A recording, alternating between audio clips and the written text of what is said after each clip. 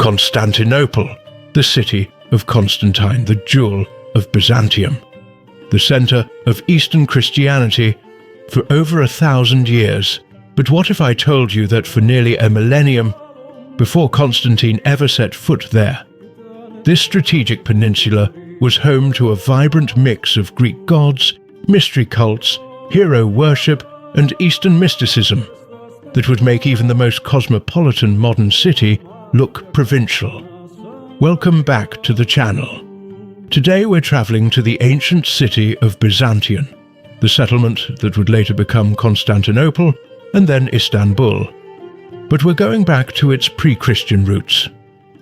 We're talking about a period spanning roughly from 657 BCE, when Greek colonists first settled the site, until 330 CE, when Constantine refounded it as his Christian. This isn't just another story about Greek and Roman paganism. The religions practiced in ancient Byzantion were influenced by their unique position at the crossroads of Europe and Asia, creating a religious melting pot unlike anywhere else in the ancient world. From celestial navigation that guided colonists to the site, to mystery cults that promised immortality, to the gradual integration of Roman imperial worship, this city's religious history is absolutely fascinating. So subscribe if you haven't already, because we're about to explore 1,000 years of religious practice that's been overshadowed by what came after. Let's dive in. The story of Byzantion begins, like so many Greek colonies, with an oracle. According to tradition, around 657 BCE, a Greek colonist named Byzas from the city of Megara consulted the oracle at Delphi about where he should establish a new colony. The oracle gave him a typically cryptic answer: settle opposite the blind. Byzas sailed northeast into the Sea of Marmara and eventually reached the Bosporus Strait. On the Asian side, he saw the Greek colony of Chalcedon, founded about 17 years earlier. When he looked across the water to the European side, he saw a magnificent peninsula with a natural harbour called the Golden Horn. Here's the unusual part. Byzas reportedly laughed and said the Chalcedonians must have been blind to have settled on the Asian side when this far superior location was available right across the water. He had found the land opposite the blind. The oracle was satisfied, and Byzantion was founded. But this wasn't just a clever founding myth. The consultation of the Delphic oracle tells us something crucial about the religious worldview these colonists brought with them. Apollo, the god of prophecy, was literally guiding Greek expansion across the Mediterranean.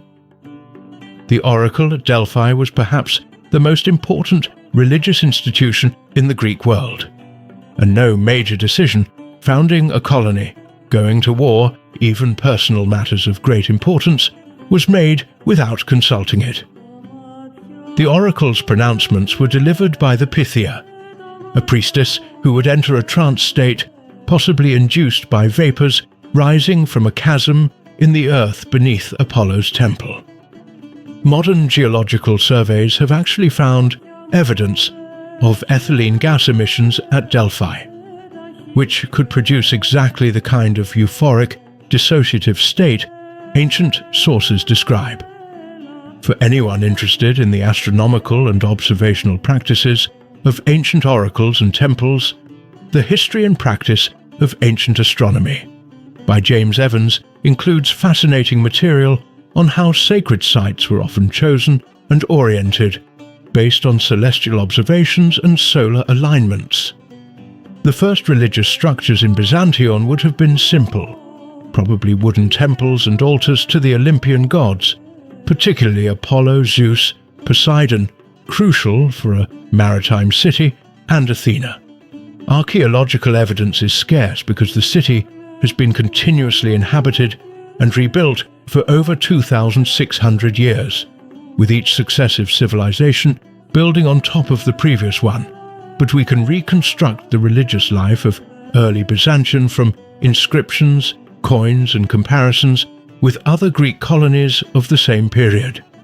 Here's an unusual fact. Like many Greek cities, Byzantion had a sacred fire that burned continuously in the Prytaneon, the civic hearth building. This fire represented the life of the city itself. If it ever went out, it was considered a terrible omen. When colonies were established, they would carry fire from the mother city's sacred hearth to light their own, creating a literal link between the old home and the new. Given Byzantion's position controlling one of the world's most strategic waterways, Poseidon held special importance. The Bosporus, the name literally means Oxford or Cow's Passage, referring to the myth of Io who crossed there while transformed into a cow, was notoriously difficult to navigate. The currents are treacherous, winds unpredictable, and in winter, floating ice from the Black Sea could be hazardous. Sailors would make offerings to Poseidon before attempting the passage. The god was depicted on Byzantion's coins, often holding a trident and sometimes standing with one foot on the prow of a ship. Temples to Poseidon would have stood near the harbours, where sailors could make last-minute offerings before departure. But here's something interesting. Poseidon wasn't just the god of the sea. He was also Earthshaker, the god of earthquakes. Byzantion, sitting on a major fault line, experienced frequent earthquakes. The earthquake of 120 CE was so devastating that the Roman Emperor Hadrian had to provide massive financial aid to rebuild the city. Residents would have seen this as Poseidon's wrath and responded with increased devotion and sacrifice. Artemis, goddess of the hunt, the wilderness, and the moon, had particular significance in Byzantion. She was often invoked under the epithet Artemis Phosphoros, the light bringer, in her aspect as a lunar deity.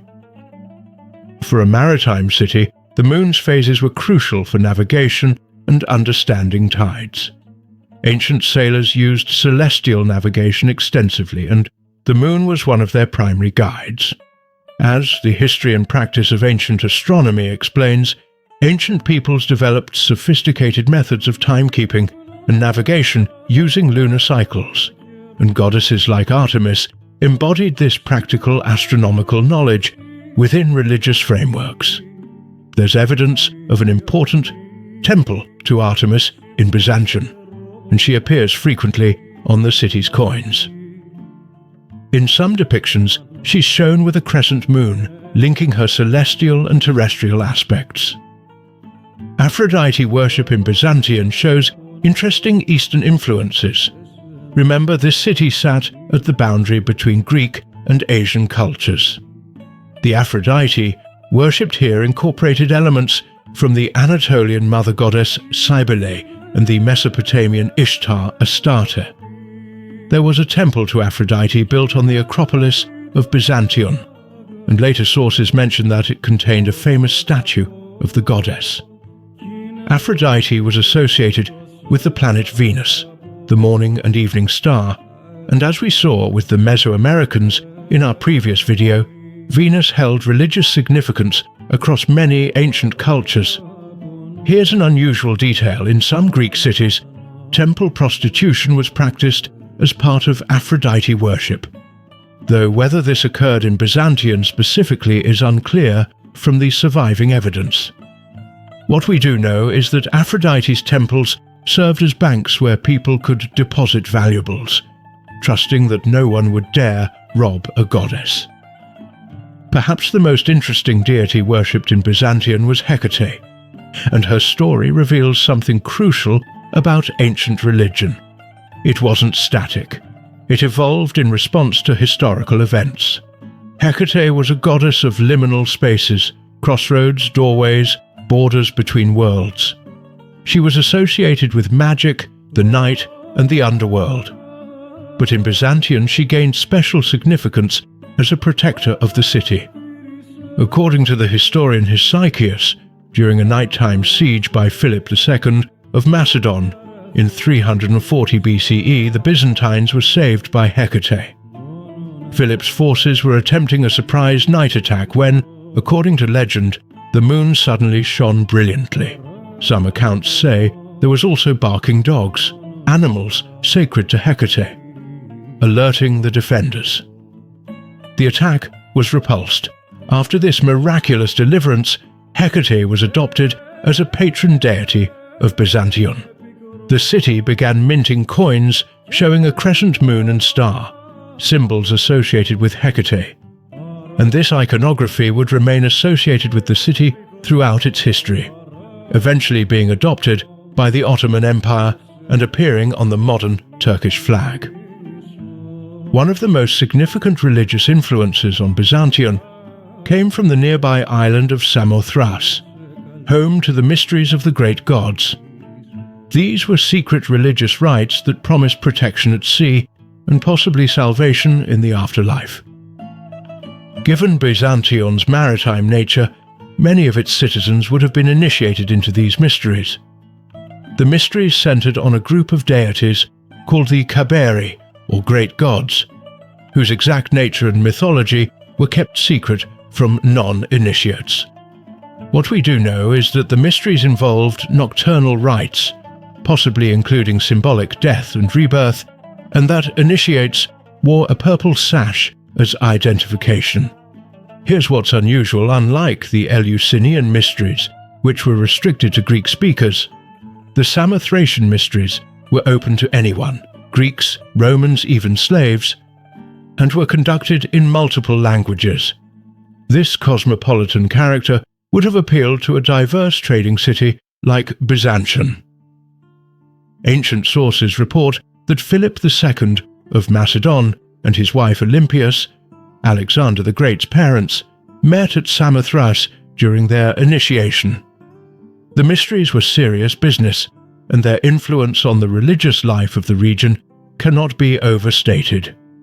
Now we need to talk about one of the most dramatic and controversial cults that made its way to Byzantion: the worship of Cybele, the Phrygian Great Mother Goddess.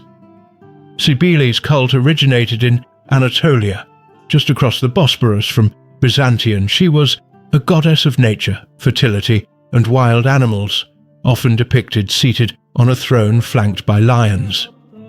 Her worship involved ecstatic rites, wild music played on drums and cymbals, and frenzied dancing. But here's where it gets really unusual. Cybele's priests, called Galli, were eunuchs. According to cult mythology, this practice commemorated Cybele's consort Attis, who castrated himself in a fit of madness. During the annual festival called the Day of Blood, new priests would castrate themselves in public using sharp stones or pottery shards, then run through the streets and throw their severed organs into a house, which was then obligated to provide them with women's clothing and support. Before you think those crazy ancients, remember that from their perspective, this was sacred devotion. The Galli had transcended gender, moving beyond normal human categories to become intermediaries between the human and divine realms. They were both revered and feared, occupying a liminal space in society, much like shamans in other cultures. Cybele's cult was officially brought to Rome in 204 BCE during the Second Punic War, after the Sibylline books, prophetic texts, suggested her worship would ensure victory over Hannibal. Her temple in Rome stood on the Palatine Hill. From Rome, her worship spread throughout the empire, and Byzantion, with its proximity to Cybele's Anatolian homeland, would certainly have had devotees. By the Roman period, another Eastern cult had established itself in Byzantion: Mithraism. This mystery religion, centered on the god Mithras, was particularly popular among soldiers and merchants, exactly the kind of people who passed through Byzantion. Mithraic worship took place in underground temples called Mithraea, designed to resemble caves. The central icon showed Mithras slaying a bull, an act of cosmic significance that, according to Mithraic belief, brought life and fertility to the world. The exact meaning is still debated by scholars, but some interpret it astronomically. The bull represents Taurus, and the scene depicts a cosmic event marking the transition between astrological ages. Speaking of astronomical interpretations, the history and practice of ancient astronomy discusses how many ancient mystery cults incorporated astronomical knowledge into their symbolism.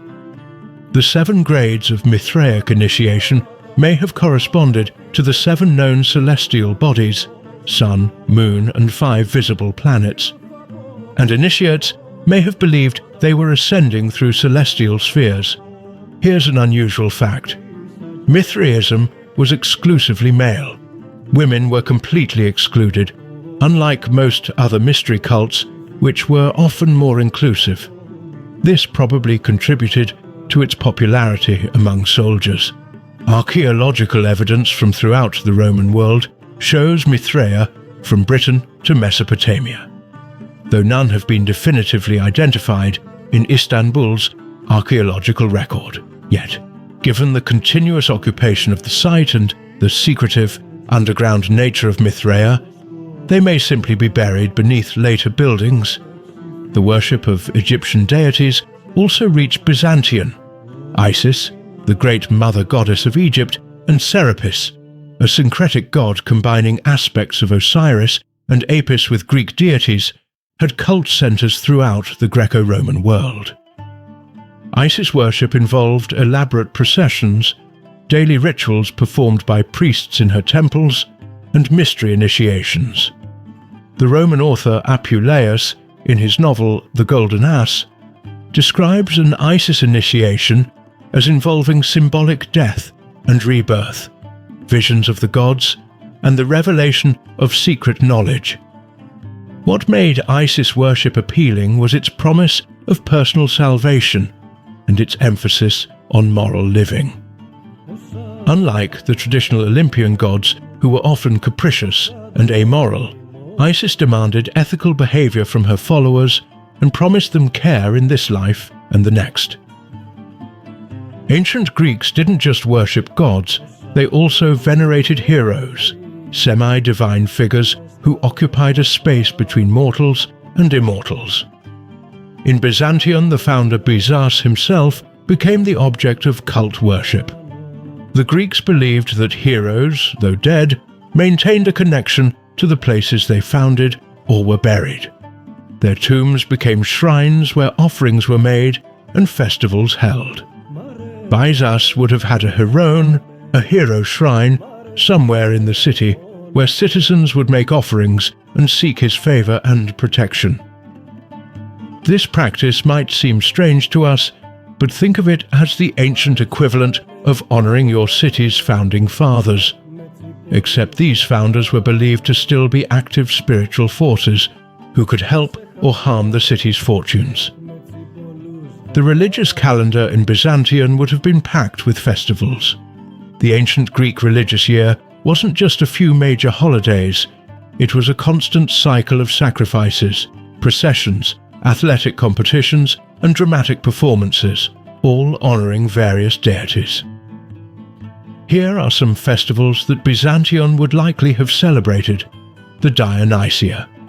Festivals honoring Dionysus, god of wine, theatre, and ecstatic release. These included dramatic competitions where playwrights competed with tragedies and comedies. Theatre wasn't entertainment in the modern sense, it was religious ritual, and attending was a civic and religious duty. The Panathenaia. Though this was primarily an Athenian festival, most Greek cities had equivalent celebrations honoring Athena. These included athletic competitions, musical contests, and a grand procession bringing a new robe to the goddess's statue in her temple. The Thargelia, a festival of purification held in late spring. Here's an unusual and rather dark element. Some cities practiced a ritual called the Pharmakos, where one or more scapegoats, usually criminals or social outcasts, were ritually driven from the city or, in some accounts, killed, carrying away the community's pollution and sins. When Byzantion came under Roman control, officially becoming part of the empire in the 1st century BCE, a new element entered its religious life: the imperial cult. The Romans didn't just worship traditional gods, they also offered divine honors to emperors, both living and dead. This wasn't quite the same as worshipping the Olympian gods. The emperor was seen as a mediator between humans and gods, blessed by divine favor, and after death, worthy emperors were formally deified by the Senate. Byzantion, like all cities in the empire, established temples and priesthoods dedicated to Rome and Augustus. Citizens would offer sacrifices and prayers for the emperor's health and success. Refusing to participate in the imperial cult would become a major issue for early Christians, who saw it as idolatry. Here's an interesting detail throughout. The priesthoods of the imperial cult were prestigious civic positions. Wealthy citizens competed for the honor, which involved funding games and festivals from their own pockets. Religion, politics, and social status were completely intertwined. Ancient religion wasn't just about festivals and temples. It permeated daily life through practices of divination and omen reading. The Romans, in particular, were obsessed with reading signs from the gods. Before any major decision, they consulted the auspices, signs derived from observing birds. Specialized priests called augurs would watch the flight patterns, calls, and behavior of birds to determine whether the gods approved of a proposed action. They also practiced haruspicy, the examination of animal entrails, particularly the liver, after sacrifice. The shape, color, and condition of organs were believed to reveal divine will. This might seem like superstition to us, but to ancient people it was a practical science, with established rules and trained practitioners. Lightning strikes, unusual animal behavior, dreams, all were potential messages from the gods. The historian Cassius reports that when a statue of Artemis in Byzantion was struck by lightning in 196 CE, it was interpreted as a terrible omen. When Emperor Septimius Severus besieged and sacked the city shortly after, people saw it as the prophecy fulfilled. By the later Roman period, the line between philosophy and religion had become thoroughly blurred. Philosophical schools like Stoicism, Epicureanism, and especially Neoplatonism functioned much like religions, offering comprehensive worldviews and codes of conduct. Neoplatonism, developed by Plotinus in the 3rd century CE, was particularly influential. It taught that all reality emanates from a supreme, transcendent one, and that the goal of philosophy was to ascend through contemplation back to union with this ultimate source. This wasn't just intellectual speculation, it was spiritual practice, involving meditation, asceticism, and what we might call mystical experiences. The Neoplatonists didn't reject traditional Greek religion. Instead, they interpreted the myths and rituals allegorically, seeing them as symbolic expressions of deeper philosophical truths. Zeus wasn't literally a bearded man throwing thunderbolts. He was a symbol of the divine intellect.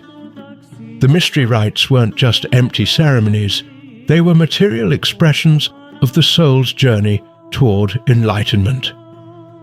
This synthesis of philosophy and religion would actually influence early Christian theology. Many of the Church Fathers, including those associated with Constantinople, were trained in Neoplatonic philosophy and brought its concepts into Christian thought. Another major influence in the religious life of later Byzantion was astrology. This wasn't the casual horoscope reading we know today.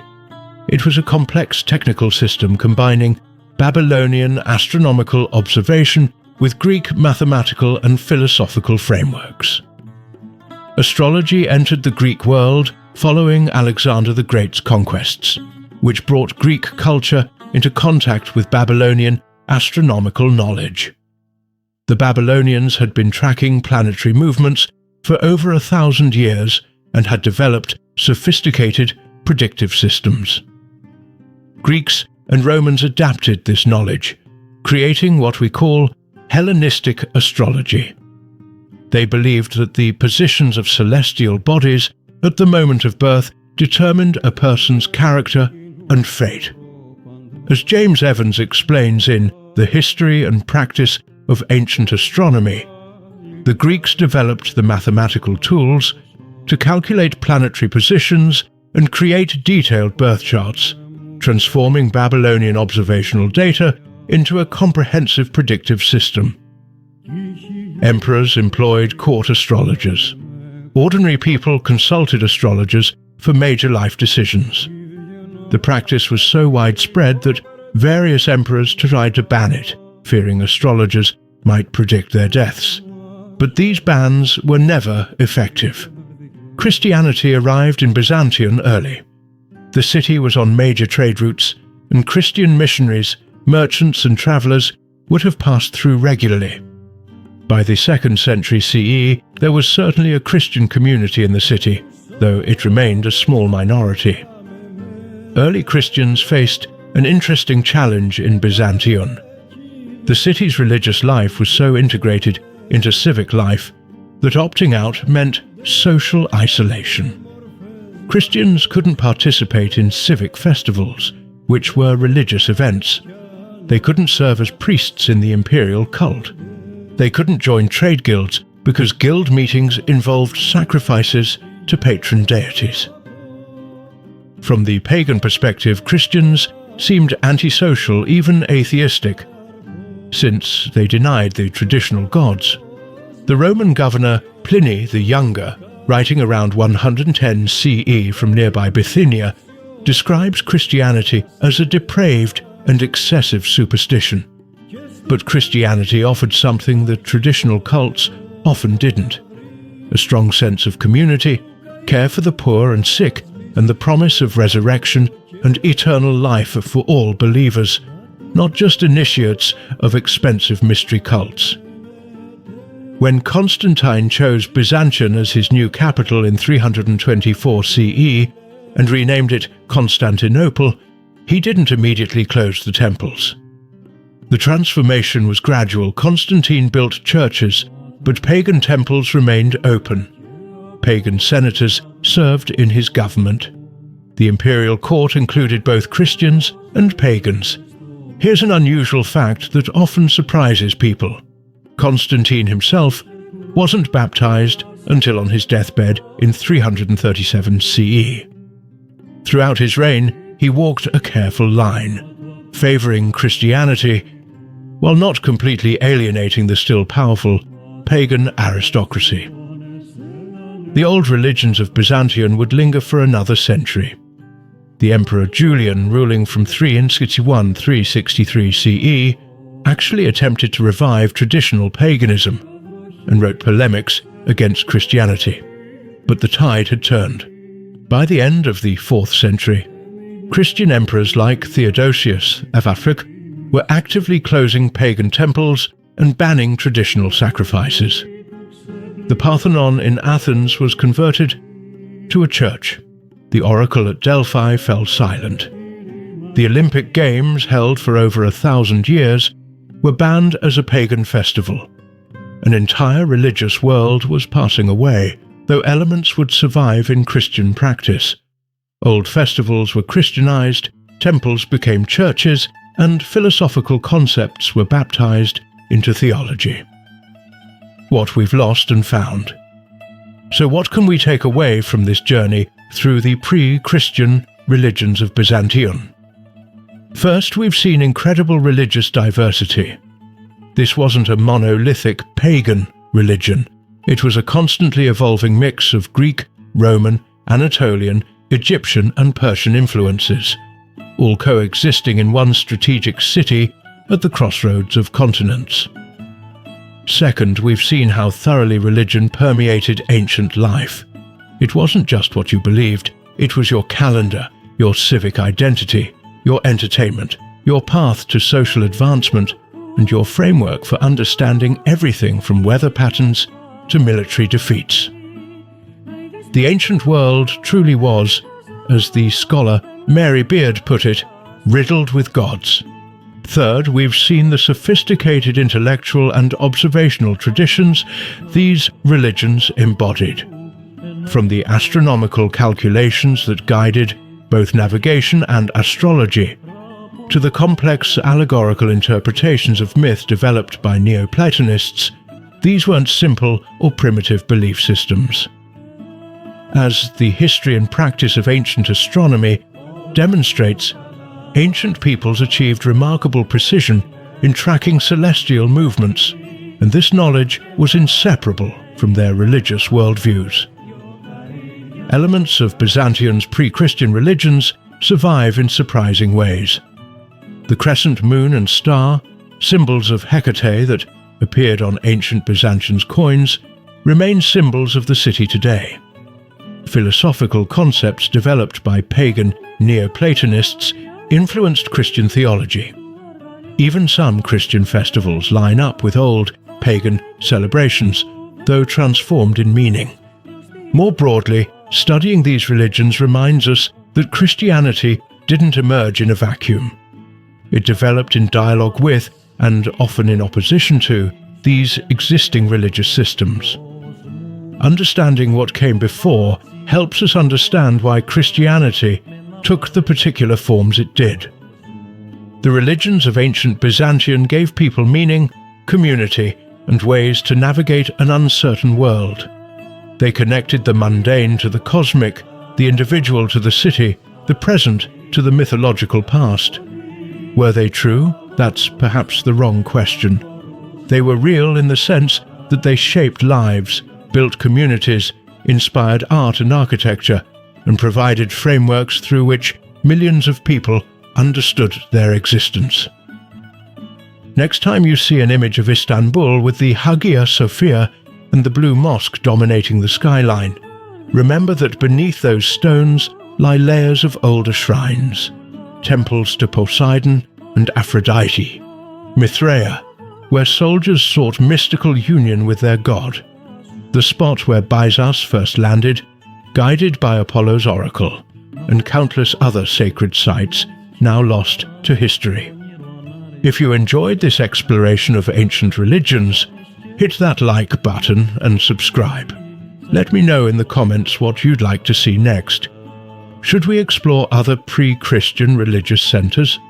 The religions of ancient Persia? The mystery cults in more detail? I'd love to hear from you. Thanks for watching, and I'll see you in the next video.